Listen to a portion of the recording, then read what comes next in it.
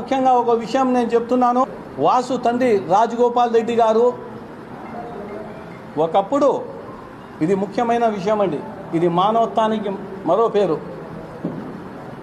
హైదరాబాద్కు బస్సులో పోతా ఉంటే ఆ రోజు రాజగోపాల్ రెడ్డి గారు మినిస్టర్గా ఏమో ఉన్నారు.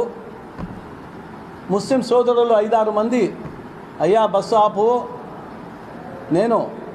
మేము నమాజ్ చదువుకోవాలా, మసీదు ఉంది దగ్గరలో అంటే, బస్సు అతను నేను ఆపను, బస్సు టైంకు నేను చేరాలా అంటే అప్పటికప్పుడు రాజగోపాల్ రెడ్డి గారు బస్సును ఆపి ముస్లిం సోదరులను పోయి మీరు నమాజ్ చదువుకొని రాండయ్యా, మేము బండిలోనే ఉంటామని చెప్పి నమాజు చదివించిన వ్యక్తి రాజగోపాల్ రెడ్డి గారు. అటువంటి ఆయన సతీమణిని నోటికి వచ్చినట్లు మాట్లాడతారా ఎదవలు? మీరు మనుషులు కాదు, మళ్ళా కోడల్ని కూడా మాట్లాడతారు మీరు. అంత కొవ్వా మీకు? అంత అహంకారమా మీకు? మీరు ఇంట్లో దూరతారా? వాళ్ళ ఇంట్లో దూరాలంటే ఫస్ట్ అఫ్జల్ ఖాన్ ముందు ఉంటాడు.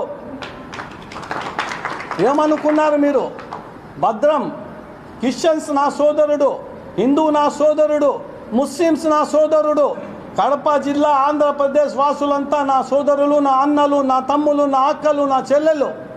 ఇంత అహంకారంతో మీరు ప్రవర్తించినారు కాబట్టే ఈరోజు మీకు ప్రజలు బుద్ధి చెప్పినారు. నిన్న చూశాను నేను, ఎలక్షన్ అయిపోయిన రోజు సాయంత్రమే యూత్ పిల్లలు కార్లో సన్ రూఫ్ ఓపెన్ చేసి అంజద్ బాషా ఓడిపోయినాడని ఎంత సంతోషంతో తిరుగుతున్నారంటే టౌన్ అంతా. మీరు గమనించినారో లేదో అంటే చూడండి, ఒక డిప్యూటీ సీఎంకు ఎంత అవమానము, ప్రజల్లో ఎంత వ్యతిరేకత ఉంది. ఇంకో విషయం మీకు చెప్తున్నాను, ఈరోజు అంజద్ బాషా ముస్లిం, కానీ నేను చెప్తున్నాను మానవత్వంగా చూసుకుంటే అంజద్ బాషా కంటే వాసు 100 రెట్లు మేలు. ఎందుకంటే ఏ ముస్లిమ్స్ పోయినా పలికినాడు, వాళ్లకు మేలు చేసినాడు.